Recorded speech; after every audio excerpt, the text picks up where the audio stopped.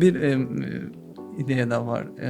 Elə inanırıqsa deməli o yolun yarısını Bəli, getmişim yolun bir şeydir. yarısıdır. Həqiqətən də bu. İnanmaq çox vacibdir həqiqətən. Hər kəs üçün eyni dərəcədə çətindir də yəni.